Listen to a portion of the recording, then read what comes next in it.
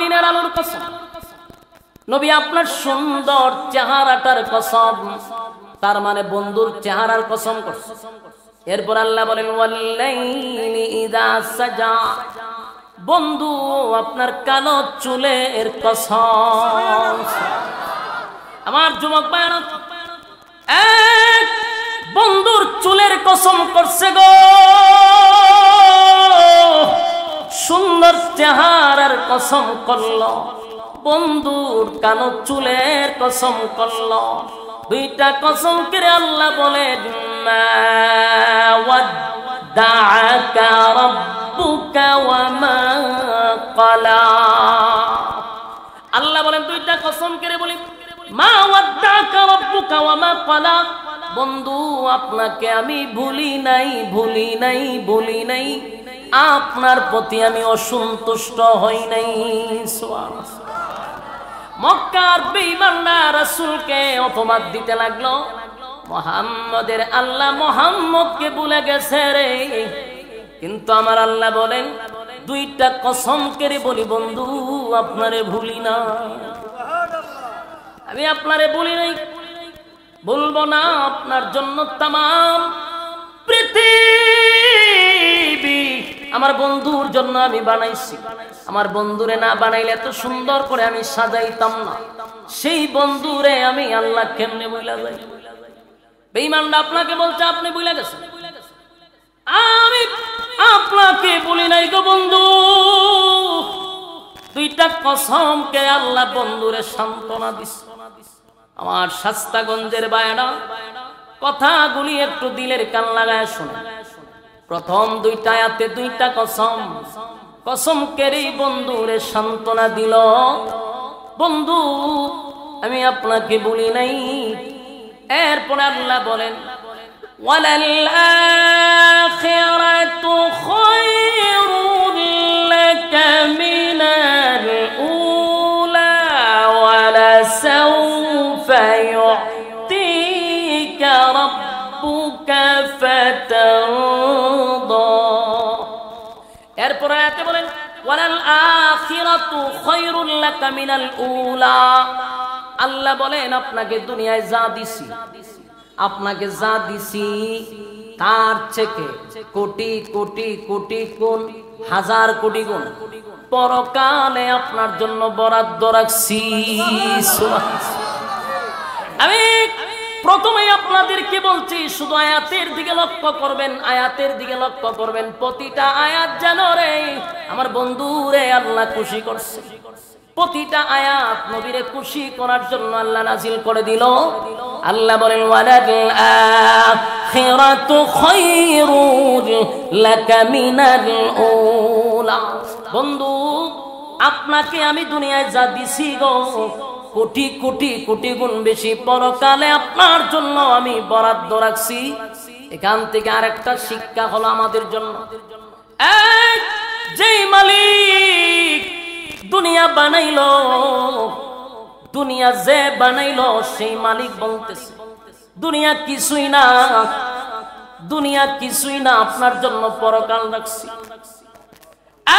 দুনিয়া কিছুই নয় গো, দুনিয়ার মালিক, দুনিয়ার মালিক তার বন্ধুরে মেসেজ দিয়া দিল বন্ধু যা দিছিটা কিছুই না, পরকালে আপনার জন্য কোটি কোটি গুণ আমি বরাদ্দ রাখছি।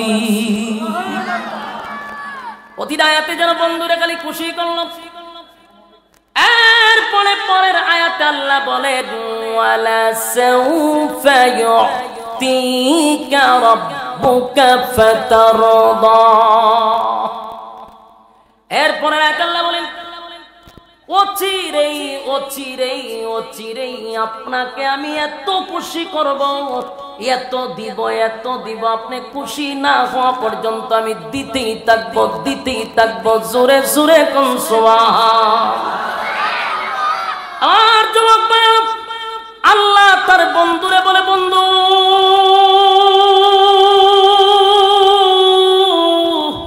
এত দেওয়া দিব, এত নিয়ামত দিব, আপনি খুশি না হওয়া পর্যন্ত আমি আল্লাহ থামবো না, আপনাকে দিতেই থাকবো।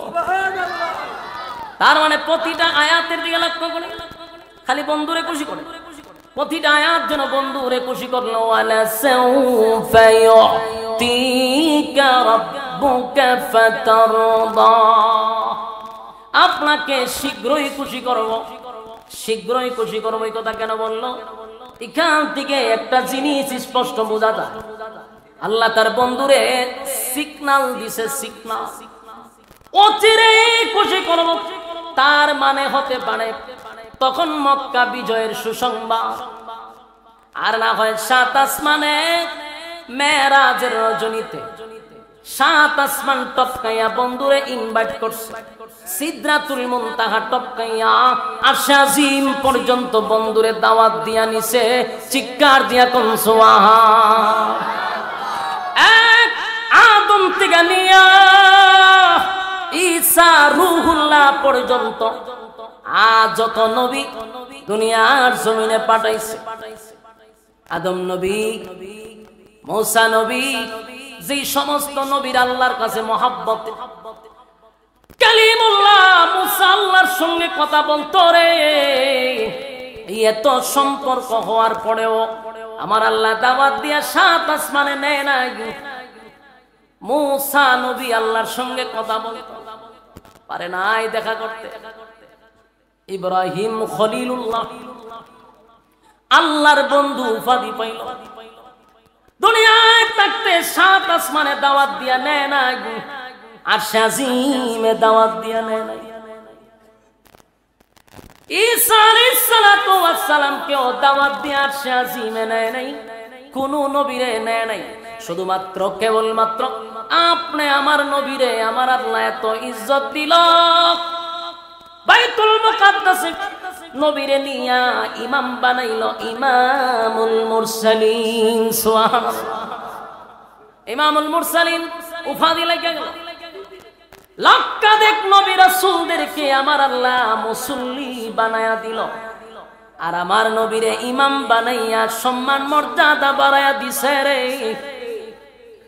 এখান থেকে আল্লাহ বুরাকের মধ্যে সোয়ার করে সিদরাতুল মুনতাহায় নেওয়ার পরে সেখান থেকে রফরফ নামক আরেকটা প্রাইভেট কার দিয়ে আল্লাহ আরশে আজিম পর্যন্ত বন্ধুরে নিয়ে গেছে। এটা ছিল আমার নবীর স্পেশাল একটা দাওয়াত। জান্নাত দেখাইলো, জাহান্নাম দেখাইলো, এমন কি আল্লাহর সঙ্গে বন্ধুর কথা হইল। আমার নবী একমাত্র আমার আল্লাহর সঙ্গে কথা বলতে সরাসরি। সুবহানাল্লাহ, মূসা নবী কথা বলছে রে, কিন্তু 70,000 পর্দার আড়ালে। কথা কি বুঝতেছ? আল্লাহ বলেন, মূসা তুমি যে আমার সঙ্গে কথা বলো, কি বুঝছো? কতটুক দূরত্বে তুমি আর আমি? মূসা কয় কয়েক হাত দূরইব। আল্লাহ কয়, মূসা তোমার সামনে আমার 70টা পর্দা আছে, এক একটা পর্দা পাড়ি দিতে 500 বছরের রাস্তা। তুমি আমার সাথে এত দূরত্বে কথা বলো। আর আল্লাহ বলেন, আমার বন্ধুরে আমি দুনিয়ায় পাঠাইলাম, বন্ধুরে মন মতো বানাইলাম, সৌন্দর্য দিলাম, সব নবীরে যা দিছি আমার নবীরে আল্লাহ একা বেশি দিছে। কথা হয় না? ওই মিয়া সুবহানাল্লাহ কই? খালি তো কেন আমরা নবীর ওয়াজ করি না? আমার ইউটিউবে শুধু নবীর শানের ওয়াজের বড় হয় নবীর দুশমন। কারণ একটা দোষ আমি বাইর করছি যে কেরে আমার আশেক কয় না, কারণ নাচতে পারি না, গান গাইতে পারি না, নিশিরাতে বাঁশি বাজাও ইটা হইতে পারি না। এটি বলে আর কাছে কয় এটা হলো প্রকৃতপক্ষে আশেকের। হ্যাঁ, নিশিরাতে খারবাজি বাসে ইতা বুঝে আশেকের রাসূলের গান। তো কর্তটা কি? সারাটা মাহফিলে বসলে পরে একটা কোরআনের আয়াত দিয়া তো ওয়াজ নাই, বক্তারা দিছে সূরা ইখলাস দিয়া ওয়াজ করতে। বক্তারা কি দিছে? সূরা ইখলাস দিয়া ওয়াজ করতে। হুজুর আপনি সূরা ইখলাসের তাফসীর করেন। এখন বক্তায় পোস্টারে দেখছে সূরা ইখলাসের নাম, তখন কইলো দেখো না আমার বিষয় দিছে সূরা ইখলাস। আচ্ছা আমি তাফসীর করার লাগি দিছি আমার। তখন উনি কইলো কুল, নবী আপনি বলুন। নবীকে নবী হলো হাসান হুসাইনের বাবা। হাসান হুসাইন কে? ফাতেমা সন্তান। ফাতেমা কে? নবীর সন্তান হুসাইন কি হইল? কারবালা শহীদ হইল। কারবালা কি কই? কারবালার পুরা ঘটনা হইয়া সময়ের অভাবে তাফসীর করতে পারছেন। এই হলো তাদের ওয়াজ। এরা হয় আশিকের রাসূল। আর কোরআন দিয়া আমাদের উলামায়ে কেরাম এইভাবে একেবারে বুঝাইয়া দেওয়া হয়, এরপর আমরারে কয় আমরা নবীর দুশমন। আফসোস আফসোস, কত কষ্ট লাগে কথাগুলি শুনলে। নবীর জন্য জীবন আমরা দেই। আপনি নবীর বিরুদ্ধে বাংলাদেশে কেউ কুরুক্তি করলে আহলে হক উলামায়ে কেরাম সর্বপ্রথম রক্ত দেয়।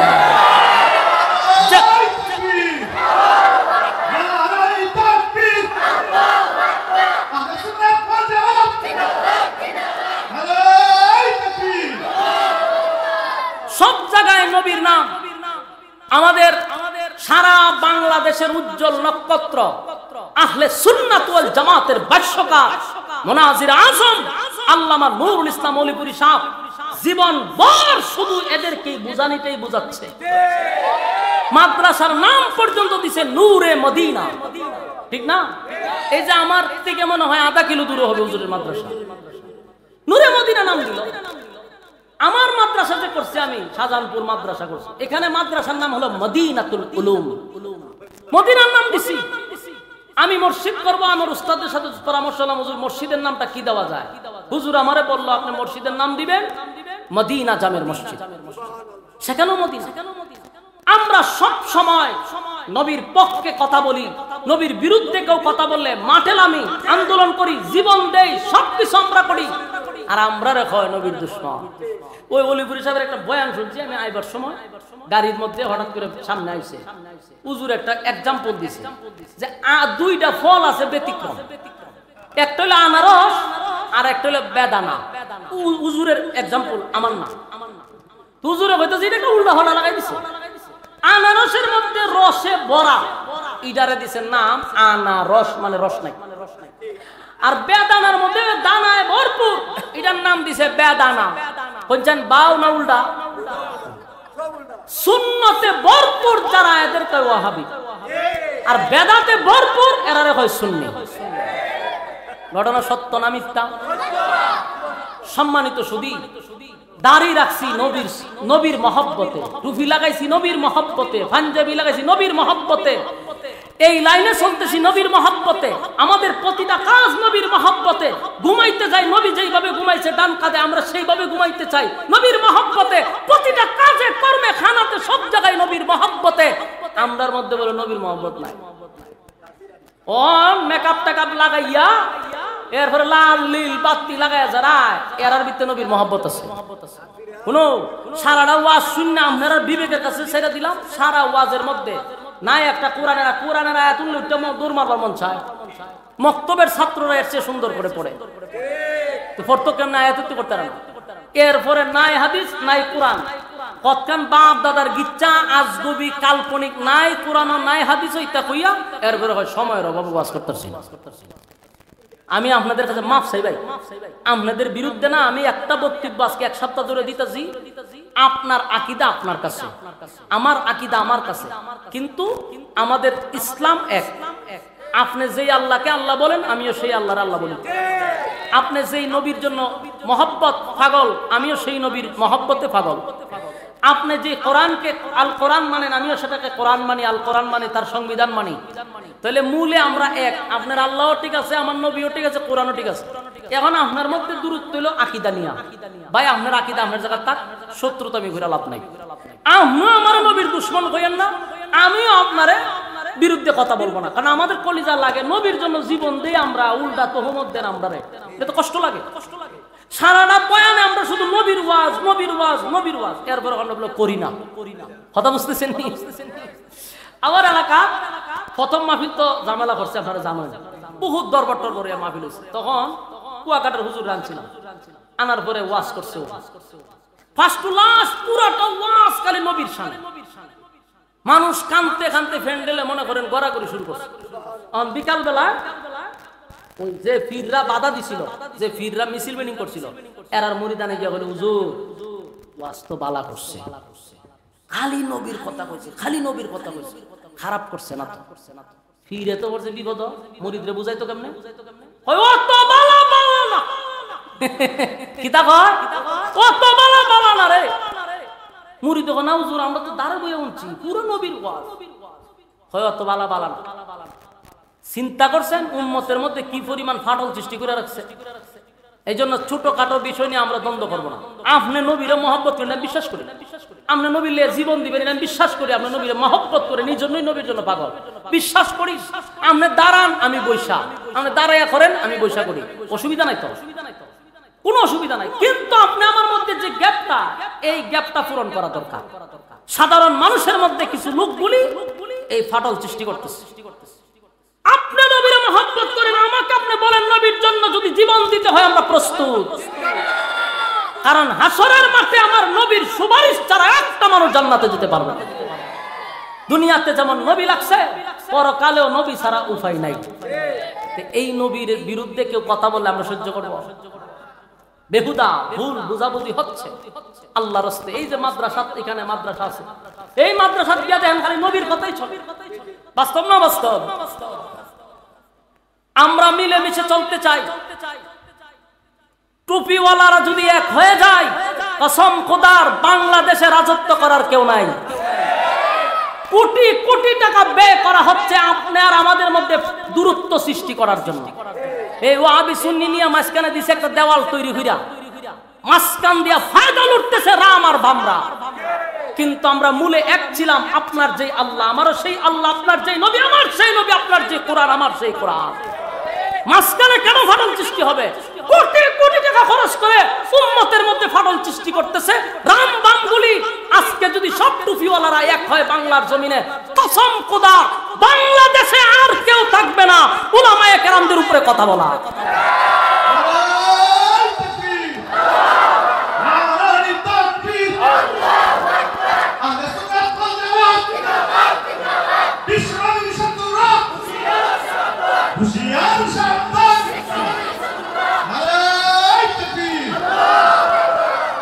সম্মানিত সুধী, এই জন্য ছোটখাটো বিষয় নিয়ে আমরা দ্বন্দ্ব না করি। কথা বুঝতেছেন? আমরাও নিজেকে আহলে সুন্নাত ওয়াল জামাত দাবি করি। আমার যে সমস্ত ভাইয়েরা সুন্নি দাবি করে, এরা নবীর মহব্বত কইরি দাবি করে।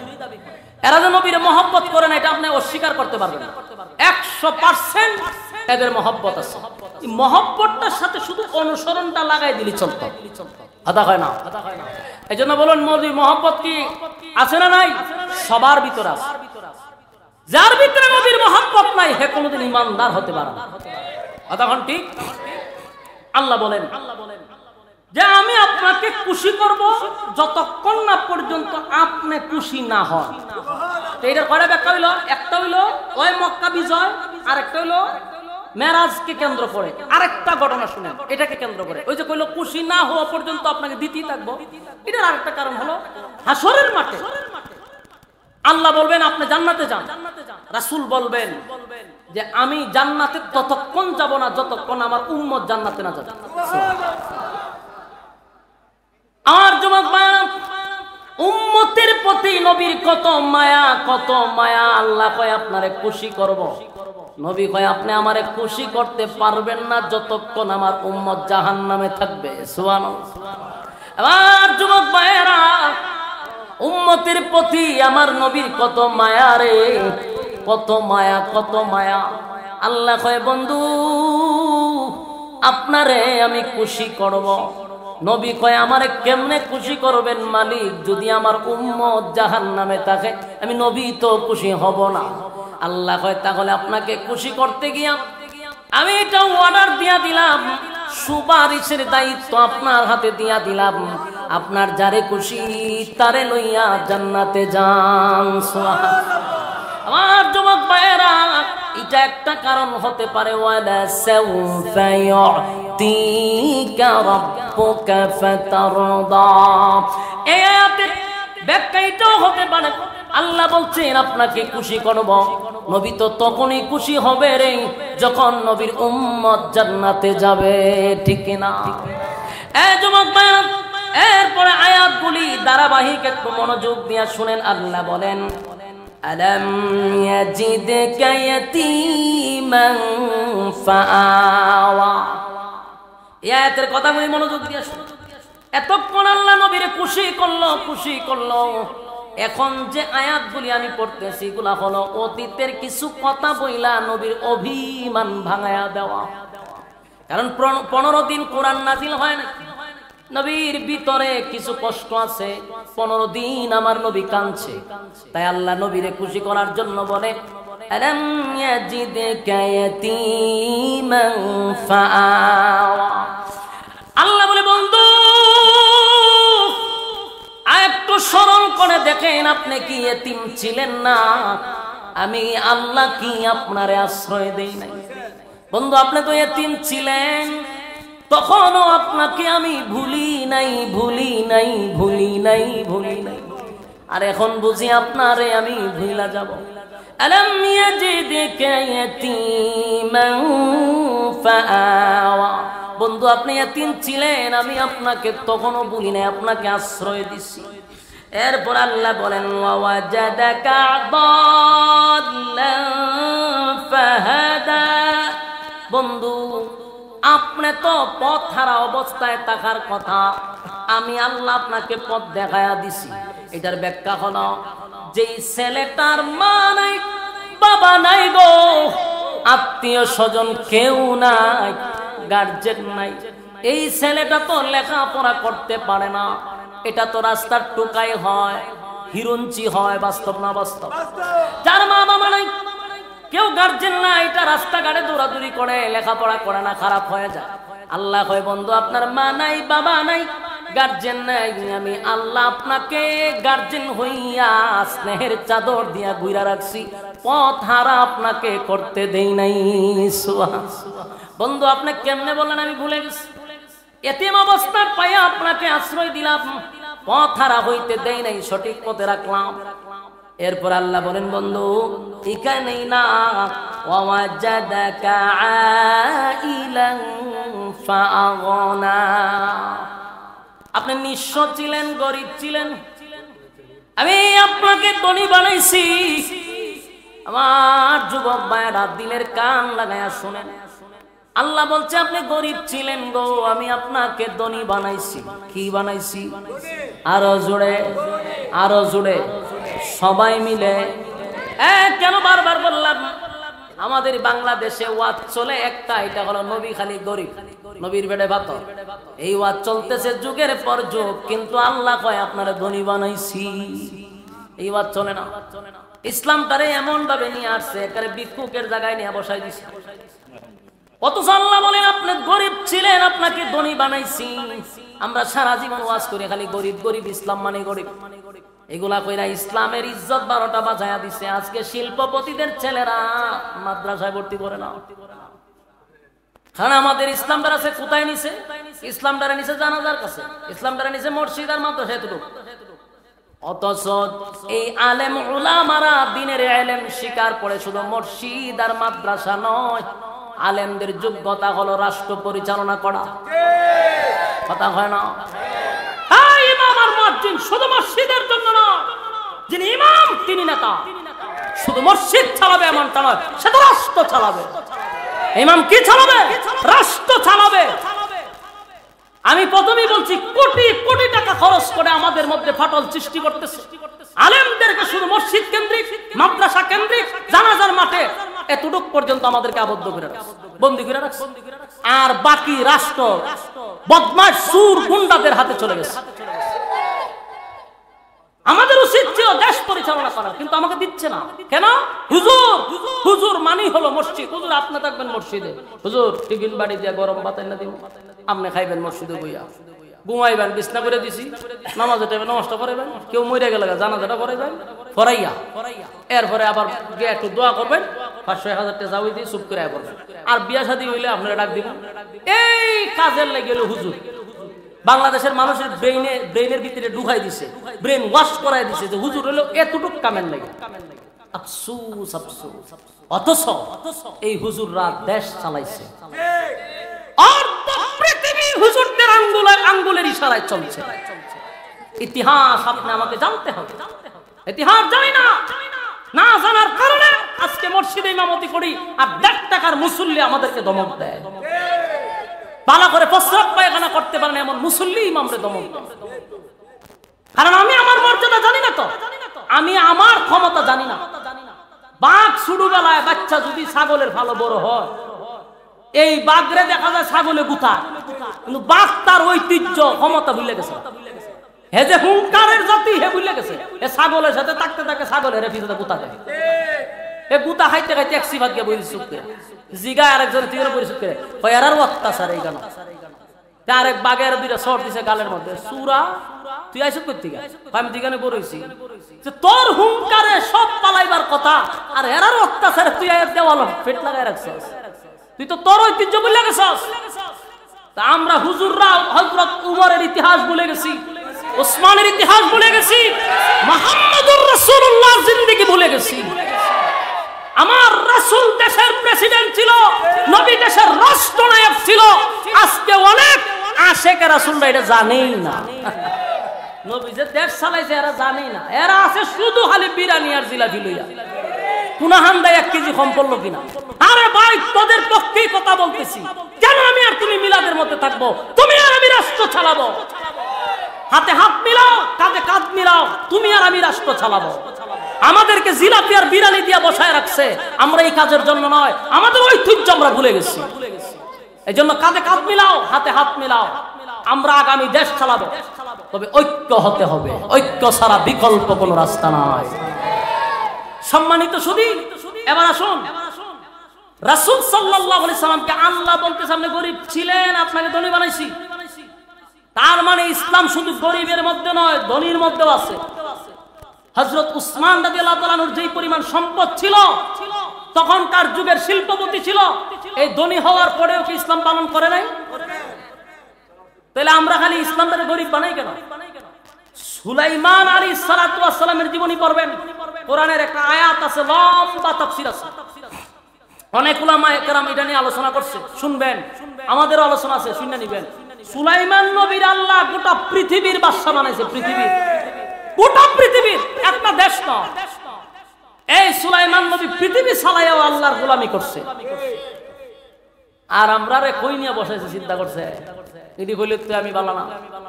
তোমার মনকে আরো বড় করো যে আলেমরা আগামী রাষ্ট্র পরিচালনা করবে, তুমি এই মাইন্ডে আসো। আল্লাহ বুঝার মানার তৌফিক দান করো। আল্লাহ রাব্বুল আলামিন বলেন, ওয়াজাদাকা আইলান ফাআগনা। বন্ধু, আপনি গরিব ছিলেন, আমি আপনাকে ধনী বানাইছি। আম্মা জান খাদিজা তখনকার যুগের একজন শিল্পপতি মহিলা ছিল, ধনাঢ্য মহিলা ছিল।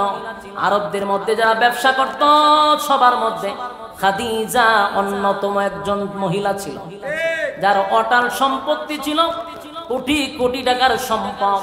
আল্লাহর নবীকে যখন বিবাহ করলেন, আম্মা জান খাদিজা বলেন, আমার পয়গম্বর, আজকে থেকে আমার যত সম্পত্তি আছে, আমার যত ধন সম্পদ আছে, সব আপনার কদমে ঢেলে দিলাম।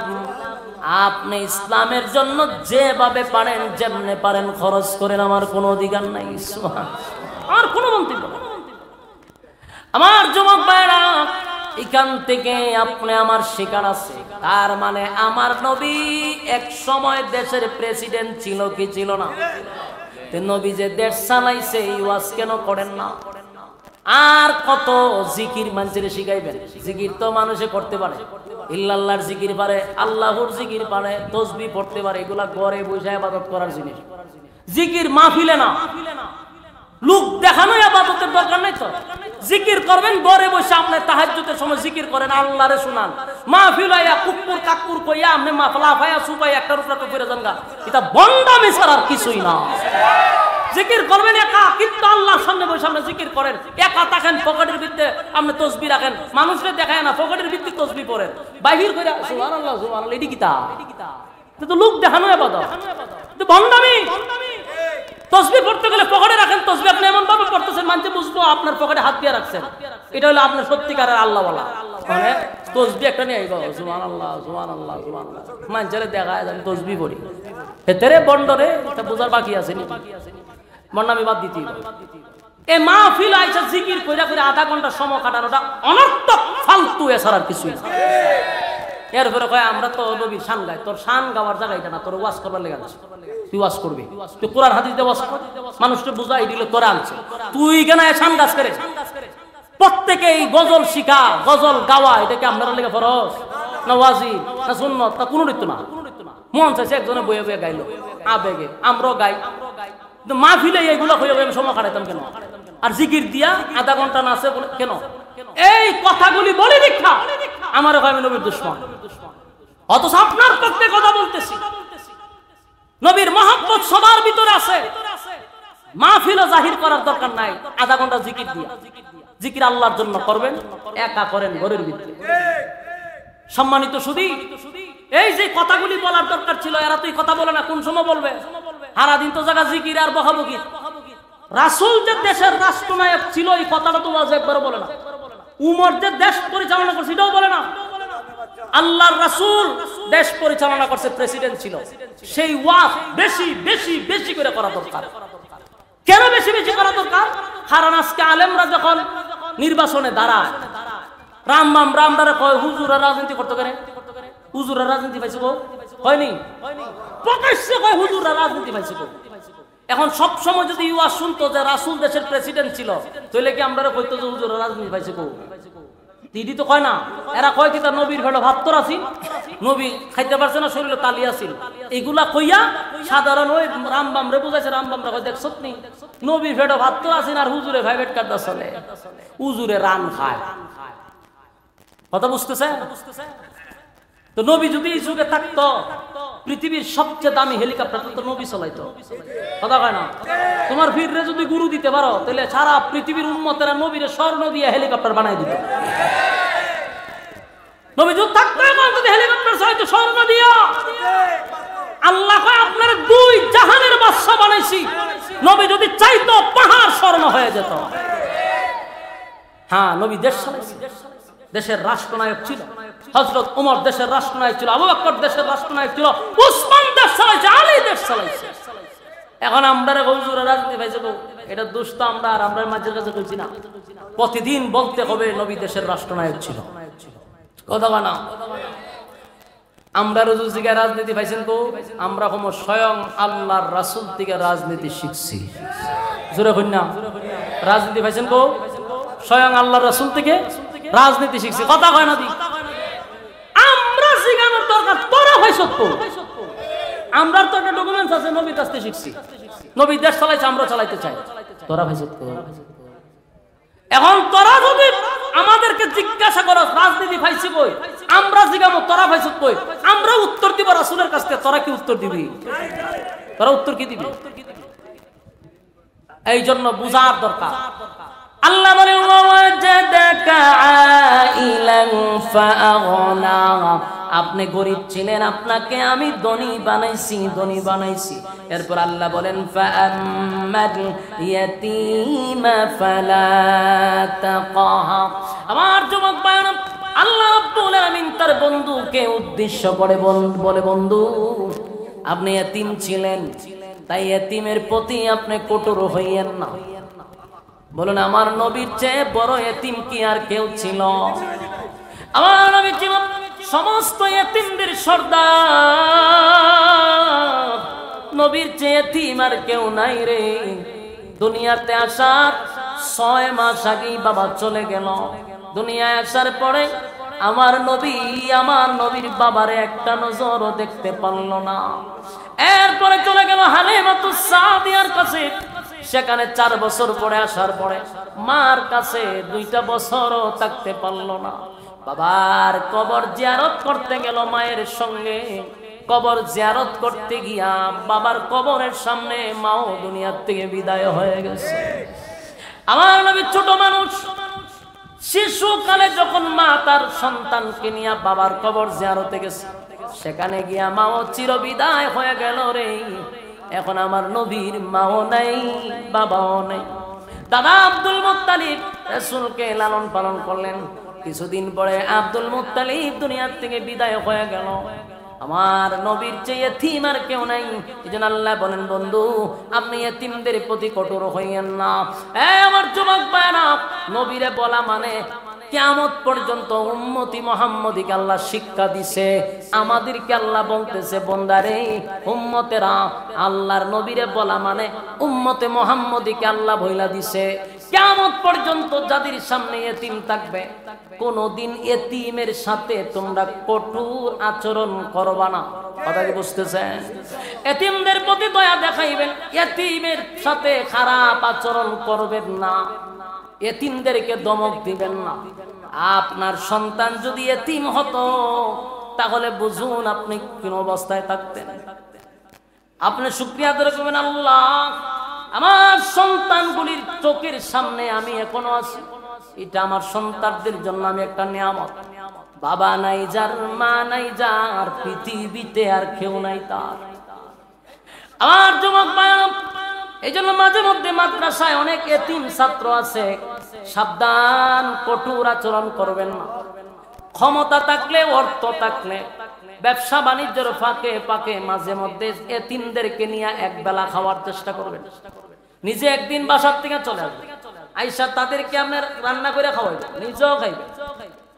আল্লাহর নবী বলেন যারা এতিমদেরকে ভালোবাসবে, এতিমদের পাশে থাকবে, আর কিয়ামতের কঠিন ময়দানে এই উম্মত আর আমার মাঝখানে এতটুকু দূরত্ব থাকবে।